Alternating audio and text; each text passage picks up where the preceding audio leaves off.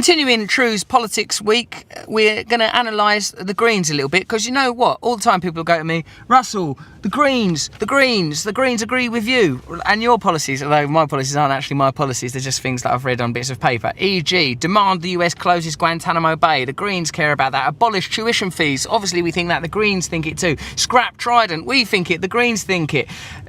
Don't privatise the NHS no more. End that idea. There should be no profit out of the NHS. Of course we agree with that. So because we agree with the Greens on so much, and there is sort of an election coming, we decided on Trews Politics Week to talk to the most significant figures in the Green Party, Caroline Lucas and Natalie Bennett. Here is that happening now. Hello, welcome to the Trews. I'm with Caroline Lucas, the Green MP who is running for Parliament. You're already in Parliament. Yeah, you have to stop being in Parliament when they stop for the election, so I'm not an MP anymore. So you've got no power at all? Not for the next few weeks, but I'm hopeful that come May the 7th I'll be re-elected. So you know me with my there's no point voting type stance I have. The reason that I have that, Caroline, because I know that you're like the real deal and sort of green and common and campaign for nuclear disarmament and a legitimate person who cares as well as being a decent human being. All of my fears and not apathy, but I heard the phrase reflexive impotence, like a sense of this doesn't do anything, comes from the fact that I feel like a lot of people that the country is really run by these unelected interests that are behind the powerful. And when you see things like that HSBC stuff happen, when you see no bankers going to prison for Libor and all of the sort of the financial world scandals that seem to primarily impact ordinary British people, it sort of infuses us with this sense of not apathy, but just learned indifference to the process. So, but you, as someone who obviously believes in it because you are in Parliament, you are an MP, how do you address us? Lots of the reasons that the bankers have power or the other unelected people have power is because politicians have given that power away. You know, it's not like some divine right that these other people have power. Politicians have chosen to give that power away. And you know that Transatlantic Trade and Investment Partnership Agreement. This is a really wicked agreement that's going to give even more power to corporations.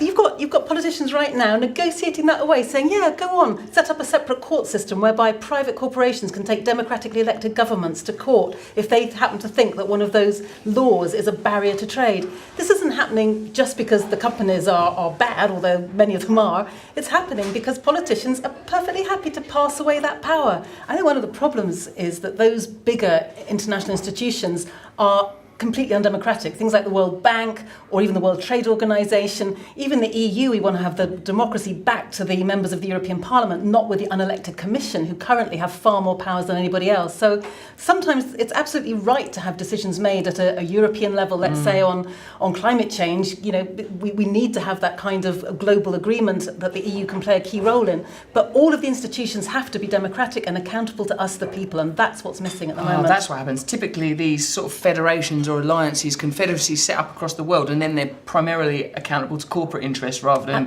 human interests. Exactly, I get it. Right. When you read something like, under the Tories 5,000 NHS nurses have lost their job, I don't think you'd be hard pushed to find a person who would go, yeah, let's get rid of 5,000 NHS nurses. So that's happened. You know what I mean? So it induces this odd sort of sense of impotence. Well, I think is when we're talking about media reform, there's a circle here. We have a right-wing media that tells people that supports right-wing politics. Yeah. What we need, we can do with vehicles like this, we can get out and reach people, but we also need to break up those big forces in the media. Yeah, and that can be done sort of through legislation. What about another thing that I suppose people care a lot about is the continued privatisation of the NHS and the transference of community-owned assets to the private sector. Is that something that similarly can be prevented by legislation? Very much so. I mean, Caroline Lucas, the Green MP, put the NHS reinstatement bill before the last Parliament that said no private profit in the NHS. Just draw a line and say that's not allowed. All the other parties right now are obsessed on getting the deficit down at all costs, and what they're talking about, like the Tories are saying that they're going to have another £12 billion of cuts to welfare. That is an appalling idea. We know that some of the most vulnerable people are being really pushed over the edge right now by the kinds of policies around the bedroom tax and cuts to housing benefit and so on. The best way out of the deficit isn't by constantly slashing people's jobs, it's by investing in jobs, so you get people's taxes going back into the revenue. So what we want to do is turn this around, properly invest in affordable housing, properly invest in making every home energy efficient, That last one would also mean that we could tackle climate change, we could get people's fuel bills down in their homes, and we could create hundreds of thousands of jobs. Ban the sales of arms to anti-democratic and authoritarian regimes. Because one of the things we sort of say in the Trews is, what's the point in having like a human rights abusers list and then selling them guns? These people are human rights abusers. Which of you wants guns? It's nuts, isn't it? It's completely nuts. And we got into the Excel Centre the other day, where they have the biggest arms fair in the whole of Europe. And even just someone like me who doesn't know that much about this stuff, we were able to find people selling stuff that absolutely is illegal. So we were able to get that shut down. So that was good. The only times I've ever seen you, Natalie, is when we've been, like, I see you at Occupy in Parliament Square talking to only, like, about, I was there as well, talking to about 50 people. I see you at, like, People's Assembly thing. What are your feelings about the significance of grassroots activism and those kind of movements? That's absolutely vital, and I see the Green Party really as there's a representation of that in the broader stream, in the mainstream. And we need the stronger those movements are, the more people there are involved in that. Whether it's people, 10 people sitting in the local village hall trying to organise something, or 1,000 people in the East End of London. Yeah. All of those things are force, are powers, are pushing for change. It's more like that democracy is something for every day, not twice a decade. Yeah, I say politics should be something you do. At the moment, most people have it done to them. I've sort of said before, like, after a revolution, the Greens are the very kind of people you'd want in charge of running things, not like a narcissistic lunatic like myself. You'd have sensible people with sensible policies. Yeah. But the problem is that as long as we have sort of a first-past-the-post electoral system, the Greens are never going to be significantly represented in Parliament. Well, they're certainly not going to be represented enough. We know that when there is a fairer voting system, like in the European elections, over 1 million people voted Green, which is pretty awesome. Yeah. Right now, under first past the post, it is harder, but nonetheless, a strong Green vote still sends a really strong message. Why is there such reluctance to alter first past the post from parties like the Conservative Party?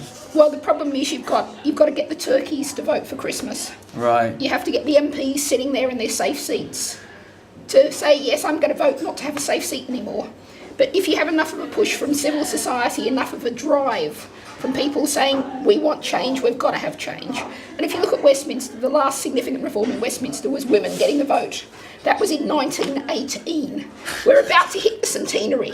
It's about time we changed something. We changed everything in Westminster. The best way to keep the Tories out of Brighton is to vote Green. We're ahead of all the other parties. And also, crucially, if we keep that Green voice in Parliament, then what we can do is, I would certainly never support the Conservatives, but what I would do is support a minority Labour government on a case-by-case basis to push them to be the party that most Labour supporters would like them to be. So, for example, why is the Labour front bench still committed to spending £100 billion on Trident nuclear weapons? What an obscene waste of money. If we had some progressive MPs pushing them from the left, I think we could make some change. Obviously, you as a leader of the Green Party want people to vote for you, but it seems like more significant than people voting for you at this election will be significant electoral reform and some form of proportional representation so that you could have a meaningful Green presence in a completely revised establishment.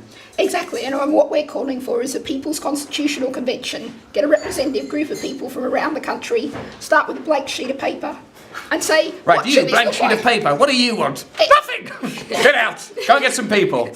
Well, exactly, get the people, have a big national conversation with, on the internet, through all of the social media. Everyone can feed into that process. Yeah, that's one of the things I think, Natalie, is it's almost like that sort of politics is conducted under this kind of sort of ludicrous pretense that we don't live in this social media driven intercommunicative world. People that live in Brighton Pavilion should definitely vote for you. They should, please. Are you a person that lives in Brighton Pavilion? If you are, you should definitely vote for this person, Caroline Lucas. When you meet Caroline Lucas and Natalie Bennett, what you're struck by is these are obviously decent people. These are not, it's like the opposite of what I imagine it's like to meet David Cameron and what I know it's like to meet Nigel Farage. These people are working for the unelected interests that control this country. Big business, the financial industry, transnational corporations, big trade agreements, bodies like the WTO and the IMF, which I think are to do with wrestling. Whereas with Natalie Bennett and Caroline Lucas, you think these are the very kind of people that you want involved in administration and organisation. But by their own admission, with a first past the post electoral system, you're never going to have significant Green representation, because politics and the election is set up not to represent people's wishes. In most cases, it don't matter if you vote Green, you ain't getting Green. In Brighton Pavilion, evidently voting Green has real meaning.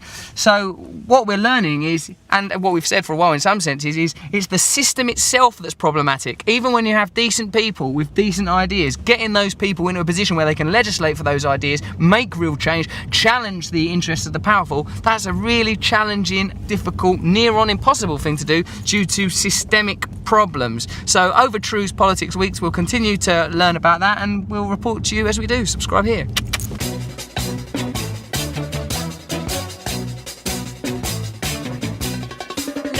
Is a tool that is abused to fool you and to leave you scared and confused. Trews is like the news. If the news was true, I want some Trews. Let's have some Trews.